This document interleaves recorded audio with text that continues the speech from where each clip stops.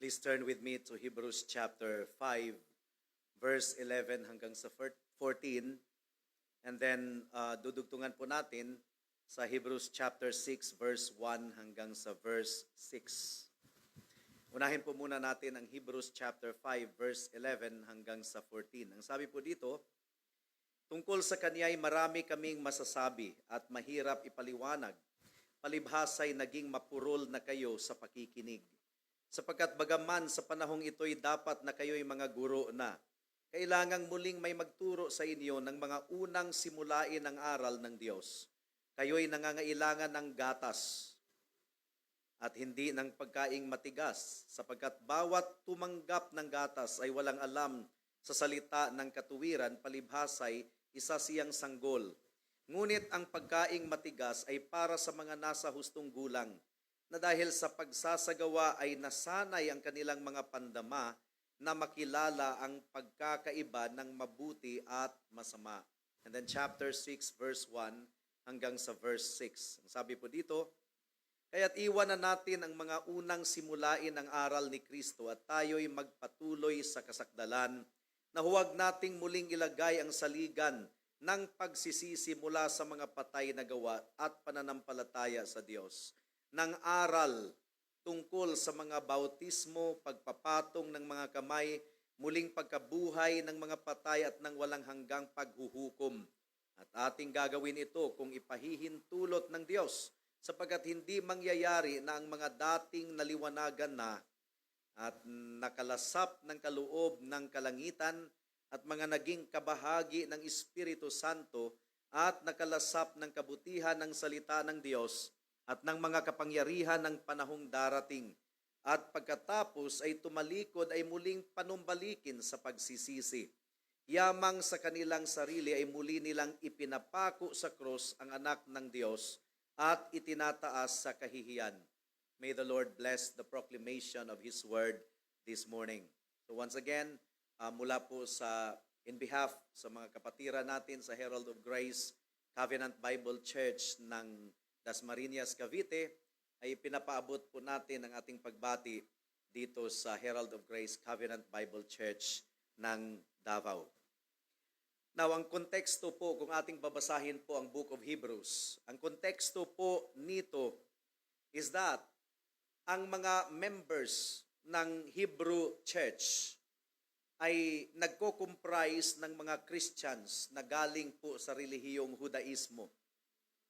Ang Jewish community, dahil sila po ay naging mananampalataya sa ating Panginoong Hesukristo, ang Jewish community ay naging hostile sa mga converts na ito. Ang pagtingin nila sa mga mananampalataya sa ating Panginoong Hesukristo is that sila po ay naglalapastangan at sila po ay mga heretiko na tumalikod sa pananampalatayang Hudyo. So, sila po ay na-ostracized. Sila po ay shunned and despised by the Jewish community. At marami po sa kanila ang nawalan po ng bahay, nawalan ng tirahan at nawalan po ng hanap buhay upang mag-provide para sa kanilang pamilya. So yun po yung konteksto. Nagdurusa ang mga mananampalataya sa ating Panginoong Hesukristo. Ang mga challenges na ating nararanasan dito sa Pilipinas, dito sa Davao, ay walang sinasabi sa mga hamon na naranasan ng mga kapatiran natin during the time when the book of Hebrews was written. Now, sa konteksto na ito ng pagdurusa, meron pong mga iilan sa Hebrew Church ay nagbabalak na bumalik na lang sa Hudaismo at talikuran ang ating Panginoong Hesukristo. So marami po sa kanila ang nagbabalak na tumalikod sa Christian faith at babalik na lang sa Judaism. Now here is a dogmatic statement, mga kapatid, mga kaibigan. Ang tunay na mananampalataya, I'm talking about true believers, ang tunay na mananampalataya ay magpapatuloy sa kabila ng mga pag-uusig at pagdurusa. That is a dogmatic statement because that is revealed in the Word of God. The true believers will persevere in the faith despite the greatest affliction. The Word of God is very clear about it. True Christians will persevere. But you know what? There will always be nominal counterfeit believers in the church. And this is really a big warning mula sa salita ng Diyos. Meron talagang mga nominal, mga peke na mananampalataya na nakakapasok sa loob ng iglesia. Kulang sa realidad ng kapangyarihan ng biyaya ng Diyos na nagbabago. And so, they do not endure the hardships of Christianity. And in the church, these kinds of people prove to be too difficult. So, it is not surprising anymore kung bakit meron pong mga professing Christians or minsan naging kabahagi ng iglesia, naging miyembro ng church, ang tumalikod at bumalik doon sa mundo. So, this is the context of the epistle to the Hebrews. It serves as a warning to us. And in order to do that, mula po sa chapter 1 pa lang ng book of Hebrews, ipinapakita na po ng may akda ang superiority ng ating Panginoong Hesukristo. Wala pong makakapantay sa ating Panginoon because He is the exact replica of the Father's glory. He is the exact representation of the Father's glory. Our Lord Jesus Christ is beyond compare. He is more infinite and more superior. He is infinitely superior than the prophets, the angels, mga kapatid. Superior pa ang Diyos, ang ating Panginoon kaysa kay Moses at saka sa Jewish priesthood. Yun kasi po yung issue ng relihiyong Judaism. Wala nang makakapantay kay Moses, wala nang makakapantay kay David, kay Abraham. But now, you know, the author of the book of Hebrews is contending, even sa pag-umpisa po ng Hebrews, that Jesus Christ is infinitely superior to Judaism. And because Jesus Christ is infinitely superior to Judaism, bakit po magbabalak na bumalik sa Judaismo? Kung ang Christianity ay katuparan ng mga types and shadows ng Old Covenant, bakit po babalik sa anino? Nandito na po ang realidad. Why would anyone be tempted to return to the shadow? And so, ang verse 6 to 10 ay ipinaliwanag po ng may akda that Jesus Christ is a priest forever in the order of Melchizedek. At ang priesthood ni Melchizedek ay superior kaysa priesthood ni Levi at saka ni Aaron. Sapagkat si Abraham ay nagbigay ng tithes kay Melchizedek at si Melchizedek ang nag-bless kay Abraham. Now, kung sino yung nag-bless, siya po yung superior kaysa binigyan ng pagpapala. And so, the author to the Hebrews begins to talk about Melchizedek, pero meron po siyang pause. Hindi muna siya nagpatuloy. Ang sabi po niya sa verse 11, tungkol sa kanya, tungkol daw kay Melchizedek, this is the context, tungkol sa kanya ay marami kaming masasabi. Marami pa daw ipapaliwanag siya patungkol kay Melchizedek at mahirap ipaliwanag. So, inamin ng author ng Hebrews na mahirap talagang ipaliwanag ang patungkol kay Melchizedek. Palibhasa, bakit mahirap ipaliwanag? Ang sabi po ng book ng author, palibhasa'y naging mapurol na kayo sa pakikinig. So there is a rebuke here. Kaya nahihirapan ang author ng Hebrew, dire-diretso sana ang kanyang pagpapaliwanag patungkol kay Melchizedek, pero hindi niya magawa-gawa because their hearing has already become dull. Their understanding has already become dull. And in the context of the situation in this church, it was a serious charge. It was actually a serious rebuke. And the author went as far as considering the possibility na maaaring hindi sila tunay na Christian. Maaaring sila po ay nasa labas ng pananampalataya na hindi talaga sila tunay na mananampalataya. Now, ang tanong, bakit merong ganitong pagdududa ang may akda ng Book of Hebrews? And throughout the following verses na ating pag-aaralan ngayon, ay talagang binibigay po ng may akda ang rason kung bakit siya nagdududa kung ang iilan sa kanila ay mga mananampalataya ba or hindi. And so it is a very serious matter. The 9 pioneering members were constituted yesterday as officially part of the Herald of Grace Covenant Bible Church of Davao. So you are no longer a fellowship. You are already a church. Na-confirm at na-constitute kayo as a covenanted church yesterday.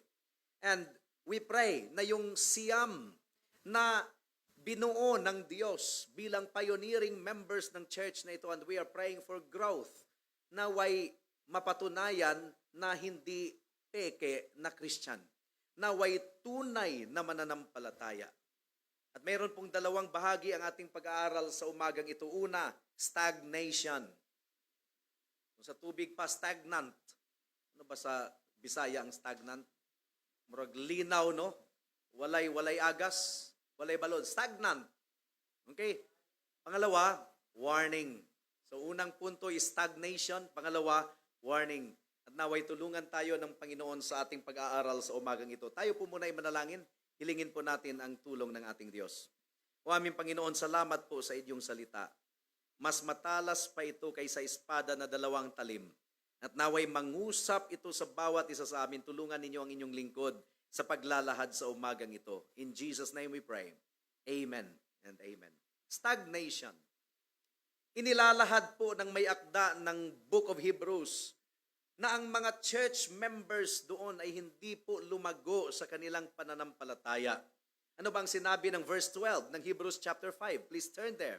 Sapagkat bagaman sa panahong ito'y dapat na kayo'y mga guro na, ibig sabihin matagal na sila sa Christian faith pala. Sa mga panahong ito'y dapat na kayo'y mga guro na, kailangang muling may magturo sa inyo ng mga unang simulain ng aral ng Diyos. Nananatili pa rin sila sa basics. Wala talagang paglago sa kanila. Ngayon nangangailangan ng gatas at hindi ng pagkaing matigas. And you know what? There is what we call a universal principle of growth. Kung magtatanim ka ng binhi, magiging seedling yan ng mangga, and eventually, ang mangga ay tutubo at lalaki at magkabunga. Di po ba? There is a universal principle of growth. Ang isang bata, ang isang sanggol, si Hadassah, ay kinakarga natin ngayon, pero hindi natin alam 5 years after. Pagbalik ni Hadassah dito sa Davao, magugulat na lang kayo. Uy, malaki na. Meron pong bumisita sa amin nung nakaraang Wednesday. Nagulat sa boses ng aking anak na binatang-binata at hindi na yung katulad nung bata pa na parang boses babae pa. So meron talagang paglago, it is universal. Kahit ang ating Panginoon ay dumaan mula sa pagiging sanggol tungo sa isang lalaki hanggang sa siya ay naipako doon sa cross ng Kalbaryo at muling nabuhay. Lumago ang ating Panginoon sa karunungan. That's what the Bible tells us. In His humanity, lumago siya sa karunungan, sa pangangatawan at naging kalugod-lugod sa Diyos at sa mga tao. I'm quoting from Luke chapter 2 verse 52. Ganon din ang spiritual life. Kung meron pong universal principle of growth, ganon din sa spiritual life. The evidence of life is growth. Nakuha natin? Without growth, there is no life. The evidence of life is growth. Kung ikaw ay magtatanim ng isang kawayan, kahit lagyan, kawayan na stick. Kung ikaw ay magtatanim ng isang kawayan na stick, kahit lagyan mo yan ng pataba, kahit diligan mo yan araw-araw, but because that stick doesn't have any life, it will never grow.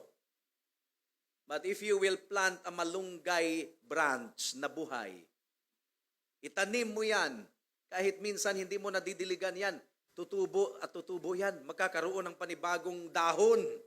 The evidence of spiritual life is growth.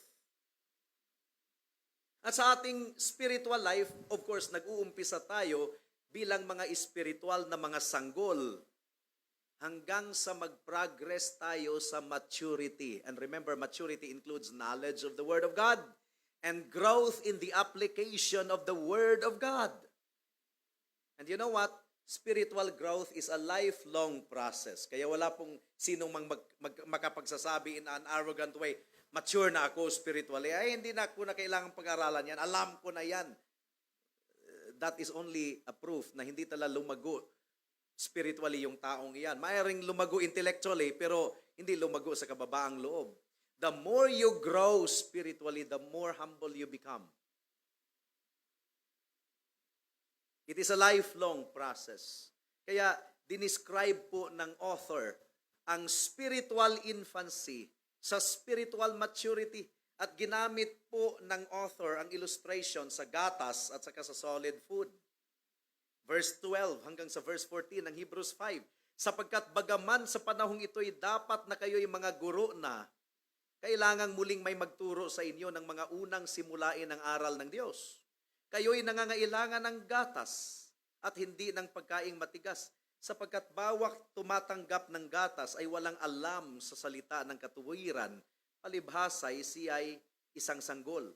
Ngunit ang pagkaing matigas ay para sa mga nasa hustong gulang, na dahil sa pagsasagawa ay nasanay ang kanilang mga pandama na makilala ang pagkakaiba ng mabuti at masama.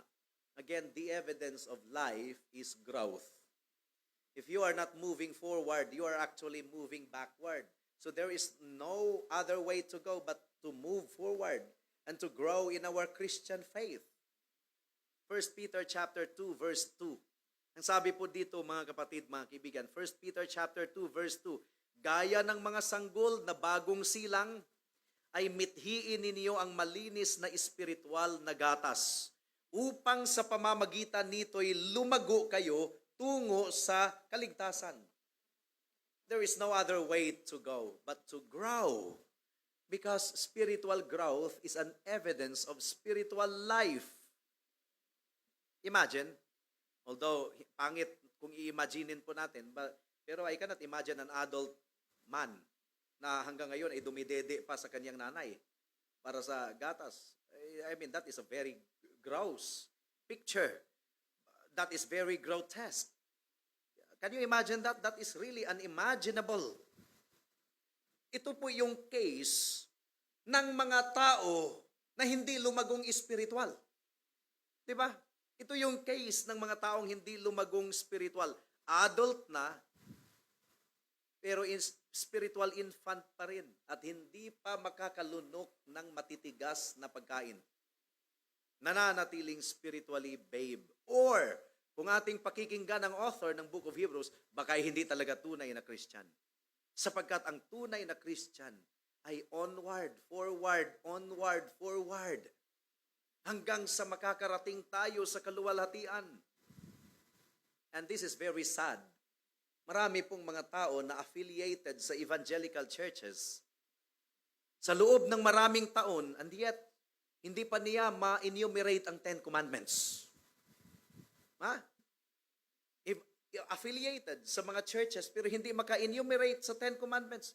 Hindi nga niya kayang ilista ang Book of the Bible. Hanggang ngayon, hindi pa niya alam hanapin kung saan ang Book of Proverbs, kung saan ang Ecclesiastes, kung saan ang Nahum. Pero matagal na daw na professing Christians.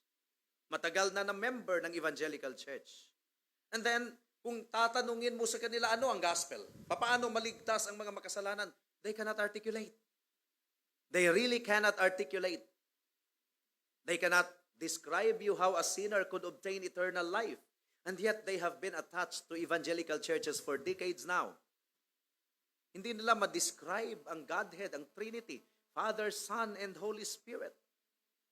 The Bible tells us, by implication, sa verse 12, that as we become mature, we are also able to instruct others. Nai-instructan din natin ang iba. Kaya kung ikaw ay Christian, sa loob ng 1 year, meron ka talagang certain level of maturity na kaya mong i-instruct ang isang Christian na 1 month old pa lang. That is really a privilege. As we grow in maturity, we are able to instruct others. Verse 12, once again, sapagkat bagaman sa panahong ito'y dapat na kayo'y mga guro na. Ilang taon na kayo sa iyong Christian life? 5 years? Sa panahong ito, dapat kayo'y mga guro na. Ibig sabihin, you are now able to help spiritually babes in the faith. You are now able to help them apply the Word of God in their lives. You become their guide. You become their mentor. Hindi tormentor, but mentor.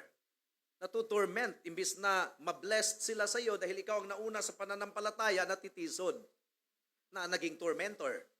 So, naging mentor dapat. A person who has been a Christian for a year should be able to instruct those new to the faith. Now, mas lalo na yung Christian na sa loob ng maraming taon, meron na siyang benefit of the study of the Word of God. Meron na siyang benefit of constant Sunday school and constant Bible study, constant quiet time and devotion. And the benefit na kaniyang natanggap should also benefit others, those who are new in the faith. Ilang taon na siyang lumakad kasama ang Diyos. Ilang taon na siyang tinulungan ng Diyos sa kaniyang Christian life. And so, merong kapatid na nag-uumpisa pa lang sa pananampalataya, siya po ay kagamit-gamit. That's God's perspective of a healthy and growing church. 2 Timothy chapter 2, verse 15. Hindi lang ito para sa mga pastors, kundi para ito sa lahat ng mananampalataya kasi you will really be ashamed. Matagal ka ng Christian? Hindi mo pa alam ito?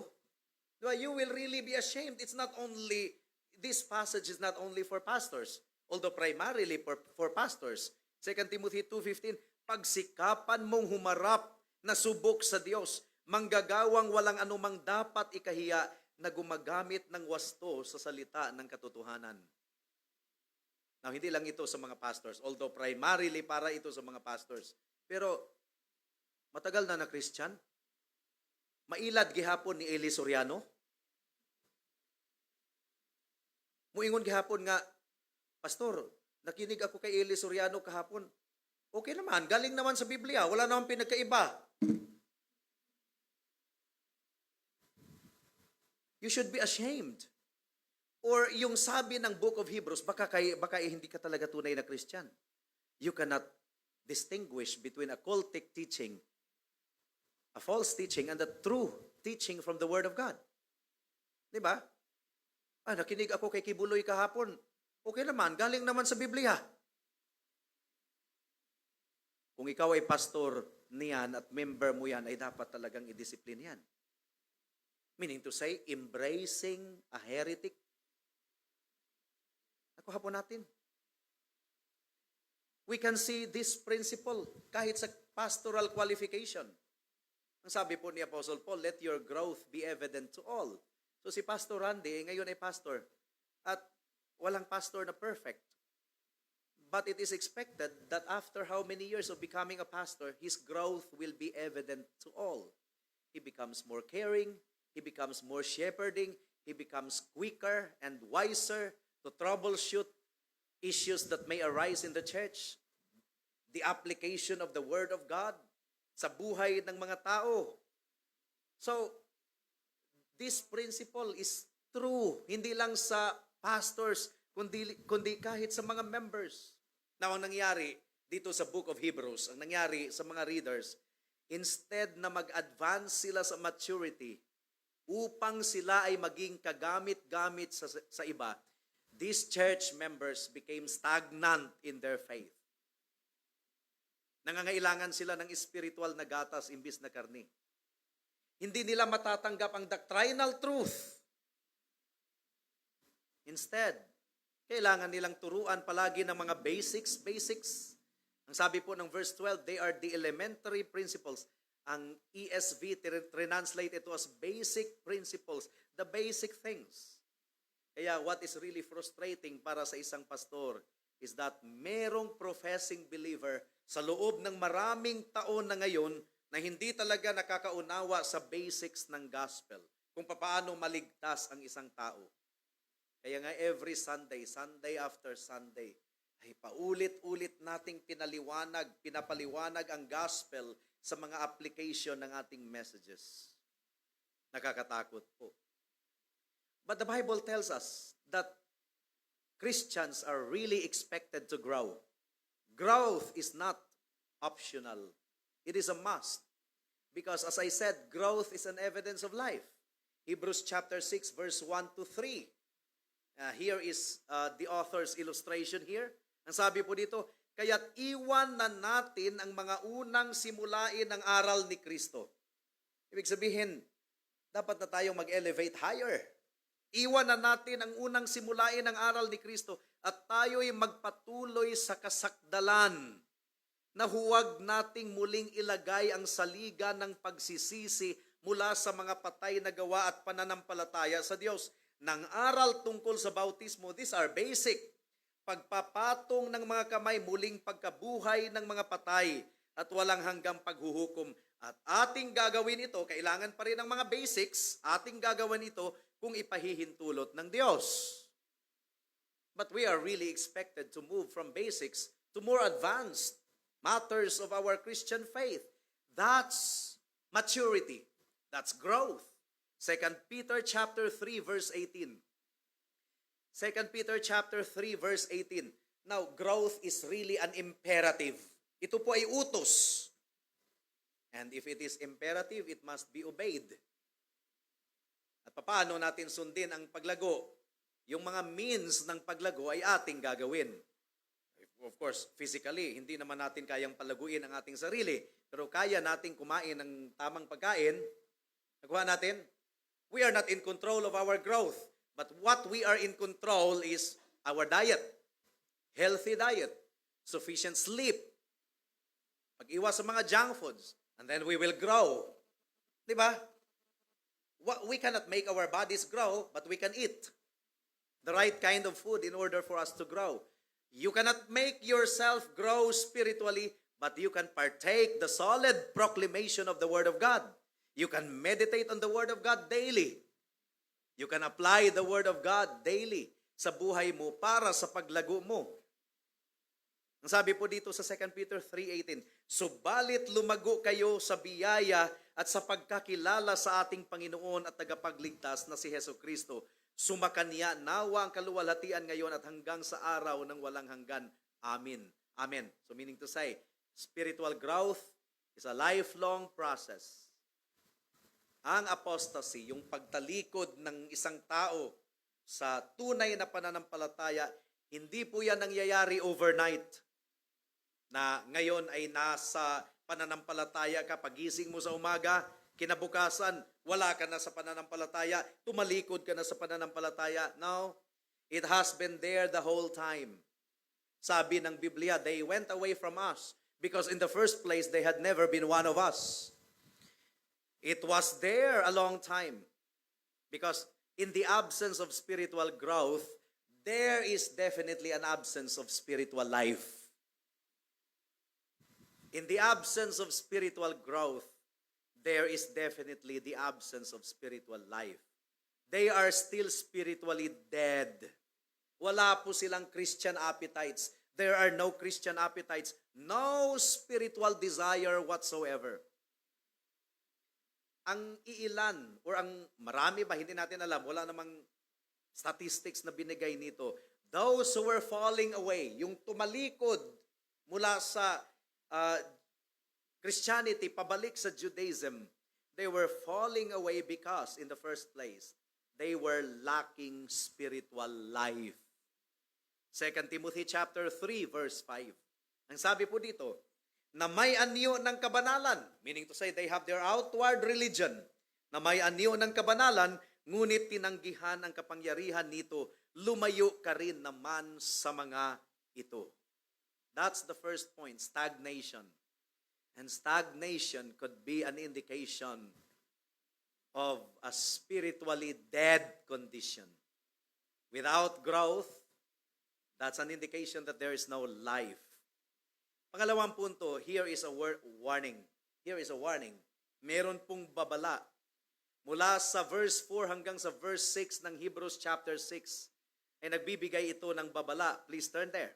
Hebrews chapter 6, verse 4 hanggang sa verse 6. Sapagkat hindi mangyayari na ang mga dating naliwanagan na at nakalasap ng kaloob ng kalangitan at mga naging kabahagi ng Espiritu Santo at nakalasap ng kabutihan ng salita ng Diyos at ng mga kapangyarihan ng panahong darating at pagkatapos ay tumalikod ay muling panumbalikin sa pagsisisi. yamang sa kanilang sarili, ay muli nilang ipinapako sa krus ang anak ng Diyos na itinataas sa kahihiyan.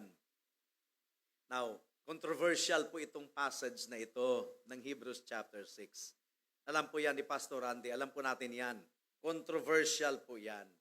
Marami po sa mga Arminians ay naniniwala, many Arminians quote this passage as a proof that a true believer can lose his own salvation. But you know what? That is inconsistent with the gospel. And that is inconsistent with God's preserving grace. He who began a good work in us is faithful to complete it until the day of Christ Jesus. God preserves His people. We persevere because God preserves us. I give them eternal life, and they shall never perish. No one can snatch them out of my hands. So, if that is the interpretation that a believer can lose his salvation, they quote Hebrews chapter 6, verse 4 to 6 as a proof text that one can lose his salvation, but that is inconsistent with the gospel and God's preserving grace. God preserves His people. But now, this is not a proof text na ang mananampalataya ay mawawala ang kanilang kaligtasan. Meron ding nagpipresent, katulad ni Charles Spurgeon, nagpipresent sa passage na ito as theoretical or hypothetical. Say for example, if I will say, if you will touch this 13,800 volts of electricity, you will certainly explode. So if, hypothetical, it doesn't mean to say that you will touch the electricity. It's only a hypothetical. The author is showing you how terrible it must be if you will fall away. So, some interpret it like the good and the great Charles Spurgeon as a hypothetical or theoretical. It is a rhetorical warning that if you will jump off this 50-story building, you will certainly be smashed into pieces. It's a theoretical or hypothetical. This is the explanation of Spurgeon. So it's a rhetorical warning of something that cannot actually occur. Yun ang paliwanag ni Charles Spurgeon. What if someone fell away from the faith? What if someone will turn away from Christ? If, hypothetical, theoretical, if someone fell away, it would be impossible to renew him to repentance. Now, the problem with that kind of interpretation is that it has the tendency to deny the reality before the reality of what actually took place in the book of Hebrews. Apostasy already took place when the author of Hebrews was written. Meaning to say, it was not hypothetical, it was not theoretical. There was an actual apostasy going on. There were really people who already returned to Judaism. Hindi siya it was not a mere theoretical warning. It was a real warning because some had actually fallen into apostasy. Hebrews chapter 3, verse 12. There was already an actual apostasy going on. So it was not a warning. It was not a theoretical or hypothetical. It was actual. The problem was real. Hebrews 3:12, mga kapatid, mag-ingat kayo na walang sino man sa inyo ang may pusong masama at walang pananampalataya na naglalayo sa buhay na Diyos. In reality, apostasy or pagtalikod, apostasy is a reality in every generation. And the 21st century is not exempted from that. Apostasy is real in every generation. There are those who profess Christ but do not possess genuine faith. Marami pong nagpo-profess sa ating Panginoon pero wala talagang tunay na pananampalataya. 1 John chapter 2 verse 19. Please turn there. 1 John chapter 2 verse 19. Sila'y lumabas sa atin, ngunit sila'y hindi sa atin, sapagkat kung sila'y kabilang sa atin, ay magpapatuloy sana silang kasama natin. Ngunit sa paglabas nila ay ginawa nilang maliwanag na silang lahat ay hindi kabilang sa atin. Kaya dinescribe ng author ng Book of Hebrews ang mga tumalikod na. They fell away. Pero bago sila tumalikod, meron daw silang appearance na sila ay tunay na mananampalataya. Now, ito ay nagpapatunay na ang gospel, meron palang superficial effect din sa lipunan, no? Meron din. Hindi naman itinatanggi ng mga tunay na believers na ang gospel ay meron talagang temporary effect. At least, sa moral level, meron talagang effect kahit sa lipunan. Meron po. Merong benefit sa iba talaga ang bansa ng South Korea na merong gospel influence sa North Korea na wala talagang gospel influence. So iba pa rin. So meron talagang influence pa rin ang gospel sa ating lipunan. And ano ang description ng author ng Hebrew sa kanila? They have once been enlightened. Diba ang description? They have once been enlightened. It literally to gives light. Di ba na-enlighten sila? Merong information, merong gospel proclamation, merong knowledge. They have been exposed to all the teachings of the gospel. Kaya nga, natatakot tayo para sa ating mga kabataan na enlightened masyado. They are now even able to articulate the gospel because they grow up in the church. So they have been enlightened. They are not ignorant of the gospel. They can pinpoint the errors na lumalaganap sa ating panahon ngayon. But they are not true Christians. They are only enlightened. Ang sabi pa dito, they have tasted of the heavenly gift. Meaning to say, nagkaroon sila ng outward profession at natikman nila ang pagpapala sa salita ng Diyos. Naaantig din sila.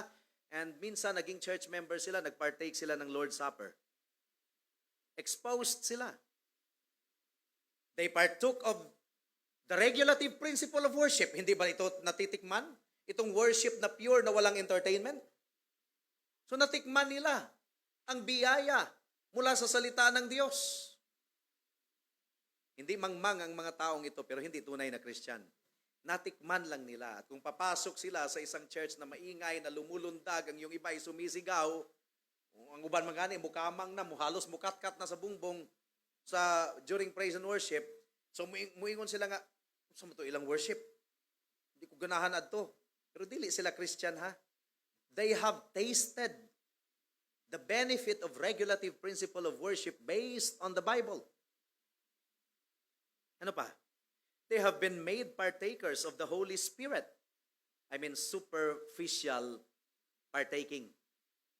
Nare-restrain din ang kanilang pagsisinungaling kasi narinig nila mula sa sermon na ang kasinungalingan ay kasalanan. So, natitikman nila in a sense. They have become partakers of the Holy Spirit. Katulad ni King Saul ba, na nakapag-prophesy din. At ang tanong, is Saul among the prophets? Katulad ni Balaam. So one can partake of the working of the Holy Spirit in a limited sense, but not a true Christian, just like what happened to King Saul.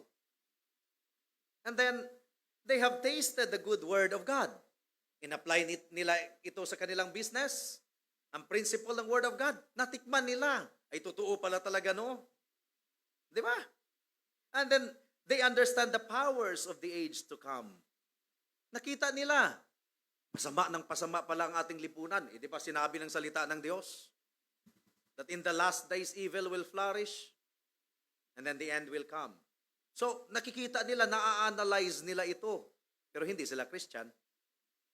In spite of all these benefits, gaya ng natikman ng mga Hebrew church na sinulatan ng author, kung sino man ang author nito, kung ako ang tatanungin ninyo, I am in favor na si Apollos ang sumulat nito. So, natikman po nila. But in spite of all these benefits, some were falling away. They have tasted the good word, but had become dull of hearing. Hanggang dyan lang. Hanggang sa naging mapurol na ang kanilang pandinig. And even some of those who were receiving this letter were already slowly drifting away from what they had heard. Saan natin makikita yan? Hebrews chapter 2 verse 1. Merong warning, nangyayari na talaga ito. Ang sabi dito, kaya't dapat nating pag-ukulan ng higit pang pansin ang mga bagay na ating narinig, baka tayo'y matangay, papalayo. So, natatakot po ang author. Alam niyo, ang mga Israelites sa wilderness, ito talaga yung pinaka-warning sa lahat. Kasi kung meron talagang nakasaksi sa pagkilos ng Diyos, kung meron talagang nakatikim sa pagkilos ng Diyos, ang mga Israelites na yun, naligtas sila mula sa angel of death doon sa Egypt. 'Di ba? Nung pininturahan ng dugo yung hamba ng kanilang pintuan, nasaksihan nila kung ang pillar of cloud by night and pillar of cloud by day and pillar of fire by night, they tasted them. Natikman nila yung kabutihan ng Diyos when the Red Sea was divided into two so that they were made to walk on dry land. Natikman nila ang kabutihan ng Diyos. Ang bato ay dumaloy ang tubig doon. Natikman po nila. But they were not converted. They were judged by God. They were not able to enter the promised land. Nakuha po natin, kung merong pinaka-warning ang mga Israelites na yun. Kaya nga ang sabi po ng Hebrews chapter 4 verse 6, this is really a warning. Ang sabi po dito, kaya't yamang nananatiling bukas para sa ilan upang makapasok doon at ang mga pinangaralan ng magandang balita ng una ay hindi nakapasok dahil sa pagsuway. The word of God was proclaimed to that generation. They were partakers of the good word of God, but they were not able to enter because of unbelief. So, ang warning po ng author ng Hebrews is that kung ikaw ay tatalikod, imposible na ikaw ay makabalik. God calls sinners to repent and all who turn to Him will be saved. Yun ang pangako ng Diyos. But apostasy, ang pagtalikod, is particularly dangerous. Mahirap na talagang makabalik. Apostasy is turning away from the light of Christ. It is to profess Him and then turn away from our profession. Ang mga apostates, pinagmamatigas po nila ang kanilang mga puso. At dahil pinagmamatigas nila ang kanilang mga puso, they are unable to repent. Meron po kaming kakilala ni Pastor Randy na way back in 2016, grabe pag makipagtunggali, makipagdebate sa posisyon ng Christianity, pero ngayon publicly ni-renounce niya ang kanyang pananampalataya. Ni-renounce niya. He is no longer a Christian daw. But the truth is that he was living in sin. Nagtuturo siya ng Sunday school dati, pero yung isa pala sa mga attenders doon na problematic ang marital life ay meron pala silang relationship. You see, the apostasy and the hypocrisy. Now, in John Bunyan's Pilgrim's Progress, meron pong character doon ng pangalan is Man in the Iron Cage. If you read the Pilgrim's Progress, ang sabi po dito, ito yung kanyang description sa kanyang sarili. I left off to watch and be sober. So, naging matino daw siya. I laid the reins upon the neck of my lusts. Kinontrol niya ang kanyang lusts. I sinned against the light of the word. Pero, bumalik siya, nagkasala siya. And the goodness of God, I have grieved the Spirit and He is gone. I tempted the devil and He is come to me. I have provoked God to anger and He has left me. I have so hardened my heart that I cannot repent. This is really an allegory about apostasy. We must never presume upon the grace of God. Kinakailangang baguhin ng Panginoon ang puso ng isang makasalanan. Kung hindi babaguhin ng Diyos ang puso ng isang makasalanan, mananatili siyang matigas.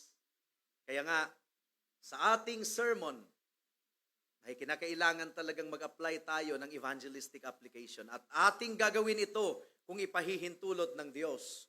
And since faith comes from hearing and hearing by the Word of God, We know that every preaching engagement is permitted by God to be full of gospel proclamation, gospel application, so that people will turn from their sin and believe in the Lord Jesus Christ. Believe in the sufficiency of His blood and righteousness. Meron pong danger sa isang lantad na kasalanan, willful sin against the knowledge of truth. Alam niya na nagkasala siya, alam niya na namumuhay siya sa kasalanan, alam niya ang salita ng Diyos, pero patuloy na pinapatigas niya ang kanyang puso. There's a danger. Numbers chapter 15, verse 30 hanggang sa 31. Numbers 15, 30 hanggang sa 31. Ang sabi po dito, ngunit ang tao na makagawa ng anuman ng buong kapusukan, maging katutubo sa lupain o dayuhan, ay lumalapastangan sa Panginoon. At ang taong iyon ay ititiwalag sa gitna ng kanyang bayan, sapagkat kanyang hinamak ang salita ng Panginoon at sinira ang kaniyang utos. Ang taong iyon ay lubos na ititiwalag. Ang kaniyang kasamaan ay tataglayin niya. You know what is that called? That is willful sinning against the knowledge and revelation of God. Willful sinning against the knowledge and revelation of God. Ito po yung unforgivable sin na tinutukoy sa Matthew 12. It is the blasphemy against the Holy Spirit. Willful sinning against the knowledge and revelation of God. Alam mo, kaibigan, na ikaw ay makasalanan, hindi mo kayang iligtas ang sarili mo. Alam mo na si Kristo ang tanging Diyos sa tagapagligtas, pero ayaw mo pa rin, willfully, you are committing blasphemy against the Holy Spirit. And there is a danger of judicial abandonment. They make a mockery of Christ and His sacrifice upon the cross. It is a complete dismissing of Christ, gaya ng ginawa ng mga Israelites nung una. Nasaksihan nila na si Lazarus ay binuhay ni Kristo mula sa mga patay. That means Jesus Christ is the resurrection and the life.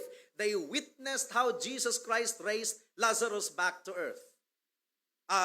Lazarus back to life from death. They witnessed it.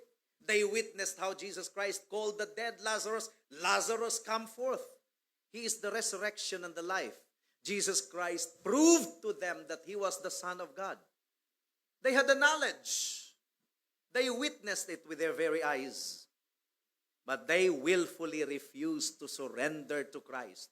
Instead, they called for an emergency meeting. How could they get rid of Jesus Christ? Jesus Christ must be eradicated because people are turning to Him. Willful rejection of the Lord Jesus Christ. The evidence was already very obvious, but they kept on saying, no, we will not have this man reign over us.